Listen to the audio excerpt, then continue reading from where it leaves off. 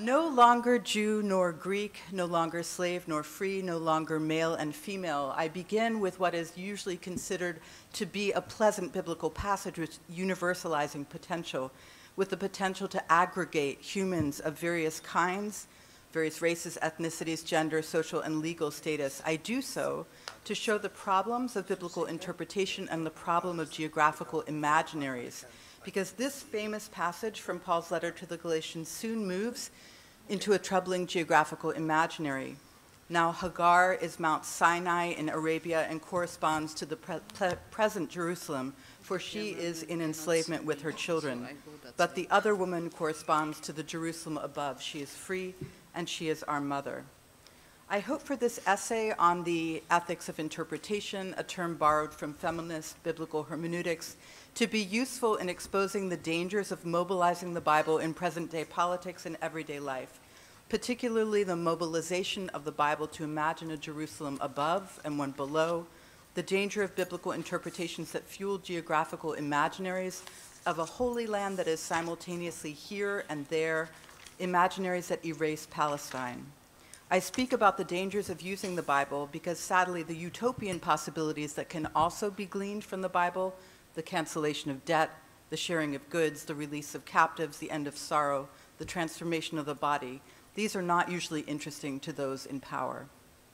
In making this argument, I am thinking about theories of critical geography, and I wish to suggest, I should thank Benny Liu for his computer too. Thank you, Benny.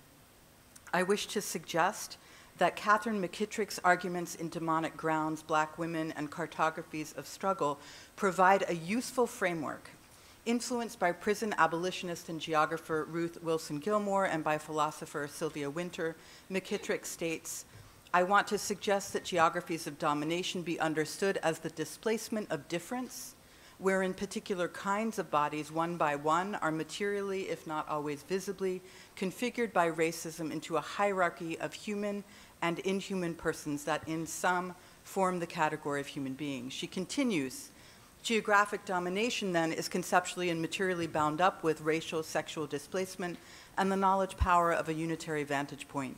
It is not a finished or immovable act, but it does signal unjust spatial practices.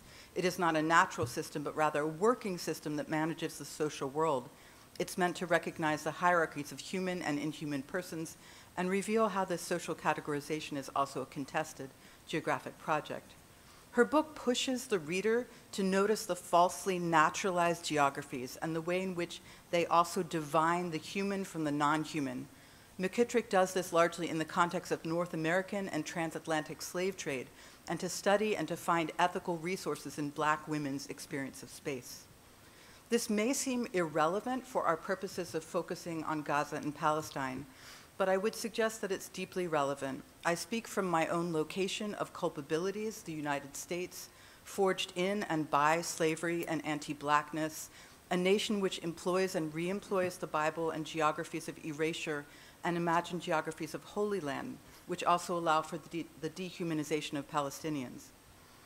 What do we do when the Bible is bad news? And how do we wrestle with the materiality and immateriality of Palestine as it is suggested even in the Bible and particularly the US imagination?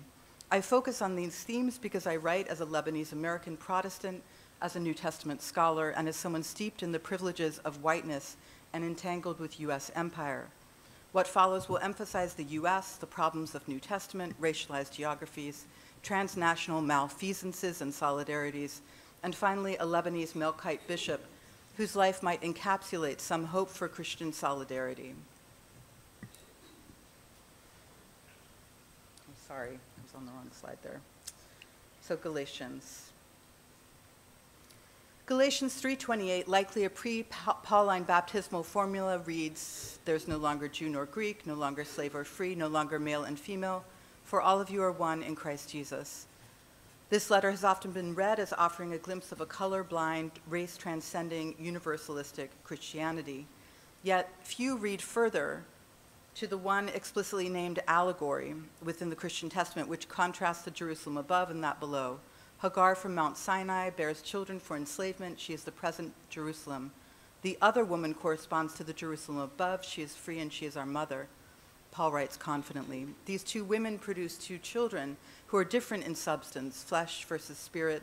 The child who was born according to the flesh persecuted the child who was born according to the spirit, reads Galatians 4:29. Paul seeks to affiliate himself and his non-Jewish listeners with freedom into a Jerusalem that is spatially and otherwise superior. But what does the scripture say, asks Paul, and answers with Genesis 21:10.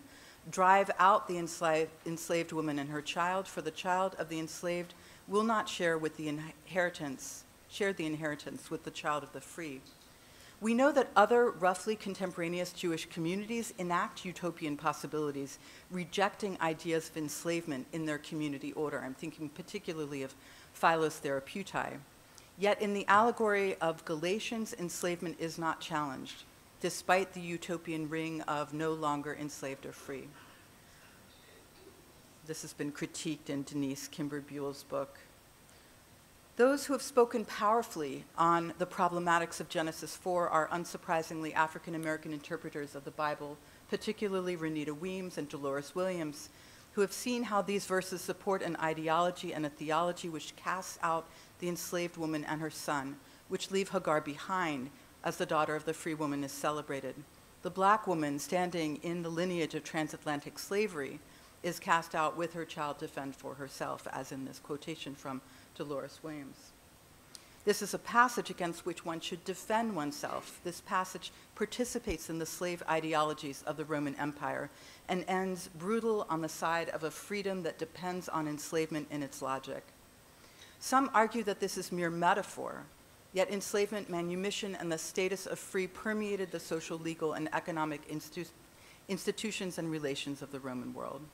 The logics of enslavement that haunt Galatians are placed within a larger geographical imaginary, a Jerusalem that floats above, associated with promise, with the true spouse, with freedom. The materiality of the Jerusalem below and the immateriality of the Jerusalem above, this is dangerous stuff. To give only one example of its sort of outworkings, Mike Pompeo, former US Secretary of State, has in the past stated his identity as evangelical Christian and has referred to the West Bank as Judea and Samaria. The Bible is weaponized in transnational projects. As our own leader, Mitri Rahab, says, one of the dangers of Christians who do not live in Palestine is that they do not see these sites and cities and lands as real, but through the lens of either historical criticism or an actively nationalist ideology that sees only the Temple Mount where Al-Aqsa stands, or the eternal and biblical Jerusalem rather than the materiality of the city. The Bible has been used to justify anti-Semitism, and the Bible has been used for colonial purposes. No surprise to those of you here. It's been used to justify racism and to exclude migrants from borders. It's been used to conquer. We are in a deep public health crisis, as New Testament scholars Christer Stendahl and Elizabeth Schussler-Fiorenza would say. The Bible has been used to transform, and I'm citing Angela Davis, Palestinians into immigrants against their will, indeed into undocumented immigrants on their own lands. So then to start with the Americas, and we did this a bit yesterday with Jean-François's talk. Christopher Columbus's Libro de las Profecías is a compilation of notes and thoughts collected in the first years of the 16th century. It shows the logic driving Columbus's voyage to the Western Hemisphere. Here begins the book or handbook of sources, statements, opinions, and prophecies on the subject of the recovery of God's holy city and Mount Zion, and on the discovery and evangelization of the islands of the Indies and all other peoples, and nations. It immediately is followed by a quotation from the Summa of the Angelic Doctor, that is Thomas Aquinas, on the interpretation of Holy Scripture by four methods. This book was written while Columbus was in transit, geographically fluid, and it involves a geographic imaginary. The holy city, Zion. We see it again, the rapacious imagination regarding another land and place transferable to new lands to conquer. This problem of biblical interpretation and the dematerialization of Zion and the Holy Land landed again in New England.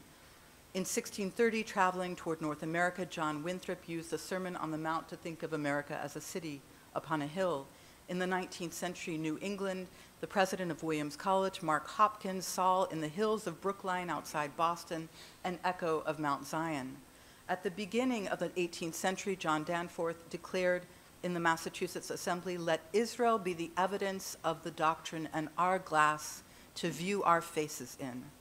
Part of the origin myth of the United States as a biblical nation is its mirror-like link to Israel. The particular pathology of the US is to have understood itself and to still understand itself as a Jerusalem, as an Israel, as a Zion.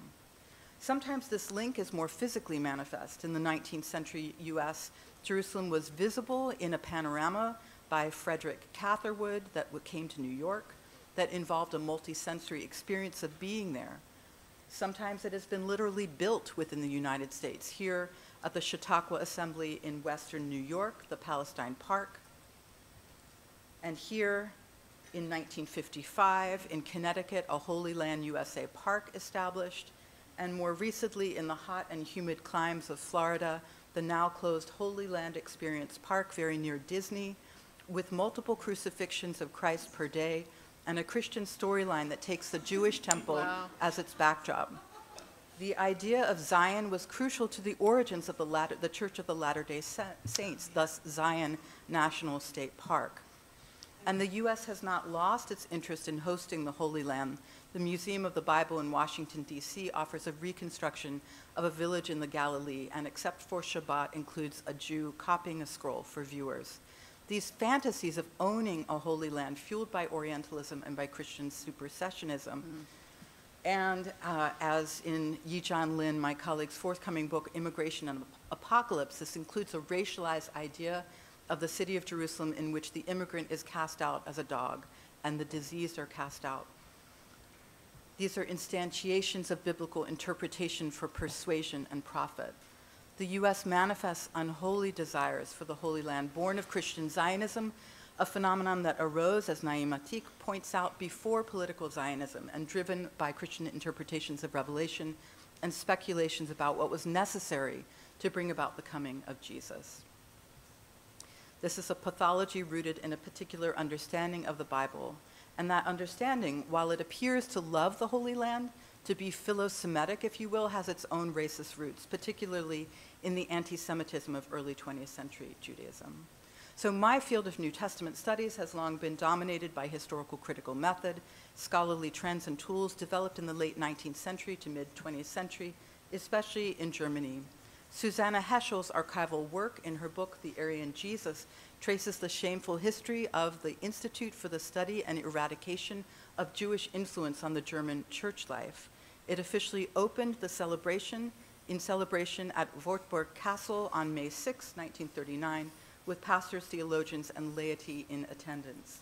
As Heschel explains, in the 6 years of its existence, as the Nazi regime carried out its genocide of the Jews, the Institute redefined Christianity as a Germanic religion whose founder, Jesus, was no Jew, but rather had fought valiantly to destroy Judaism, falling victim to that struggle.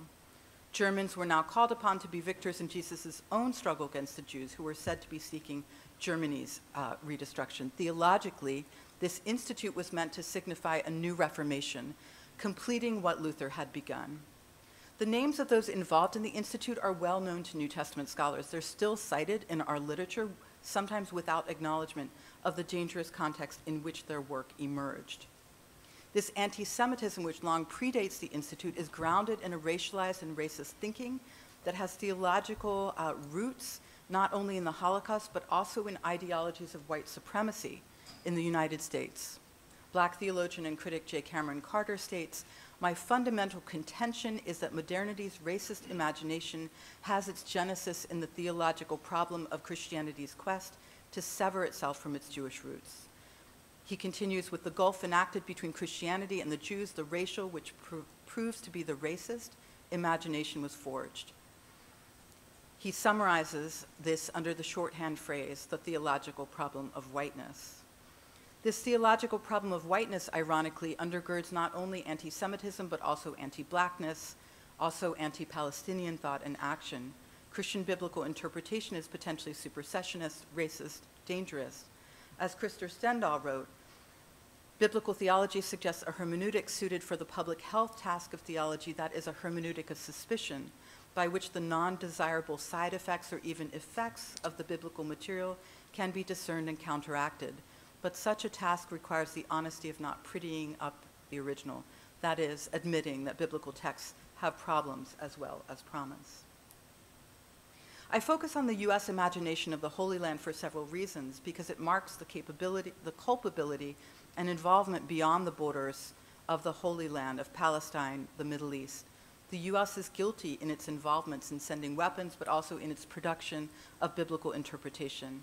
As our organizer has written, for Christians in the West, Palestine is an imagined land, and a land they know mainly from the Bible.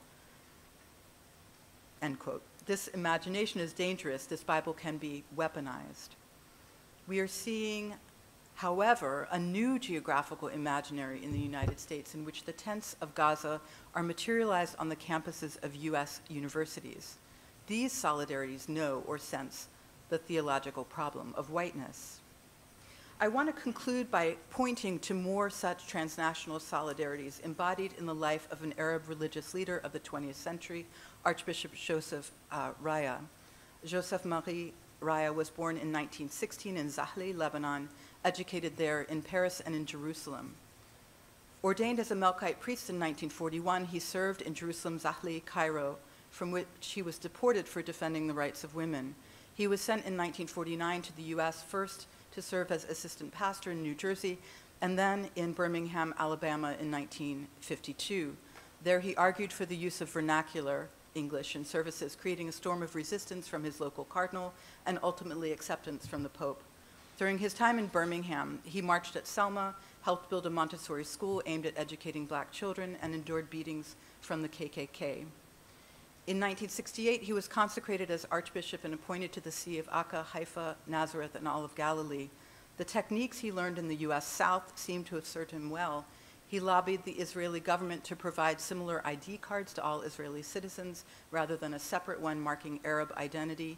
He sought to have the Palestinian villages of Ikrit and Berem restored to Melkite and Maronite communities. He engaged in a hunger strike at the Knesset in 1973, organized marches, and ordered a Sunday of mourning for the death of justice to protest, and I quote, the idolatry of security.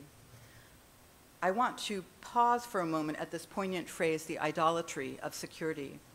Angela Davis speaks of the so-called security offered by the company GS4, which operates in Israel, the US, and globally.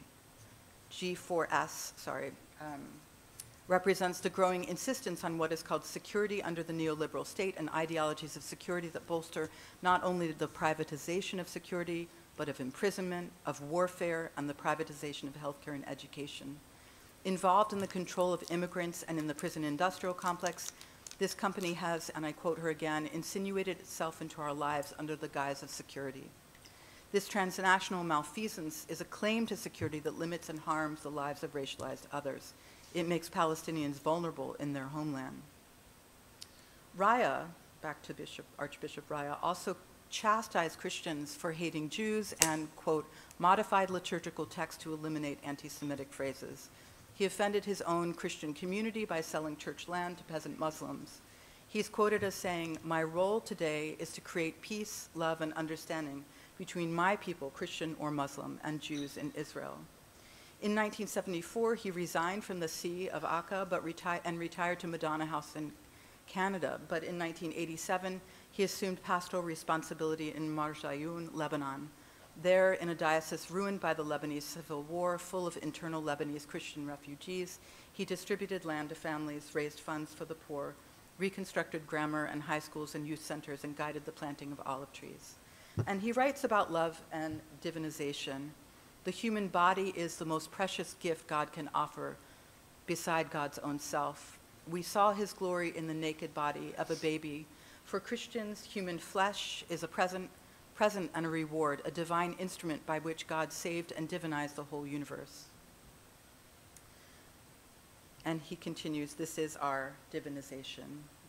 Raya, it seems to me, understood flesh and lived in the fleshiness of his own Lebanese identity, Melkite identity, among the enfleshed communities he served and among whom he served, blacks resisting white supremacy in the US South, Palestinians fighting for their ancestral villages in the Galilee, Lebanese coping with the traumas of war. So as we engage biblical interpretation, let's start with flesh and materiality and the Jerusalem below. Let's start with the unfree and the enslaved. Let's reject Paul's allegory in Galatians 4 because he misses the power of flesh, the embeddedness of people in sarx or flesh, in all that attracts to flesh, kinship, villages, homelands, cartographies. Let's work with the critical geography that emerges from Black feminist thought. Back to Catherine McKittrick's words, one way to contend with unjust and uneven human in human categorizations is to think about and perhaps employ alternative geographic formulations that subaltern communities advance. So let's start with transnational solidarities of building encampments, not holy lands. Thank you. Wow.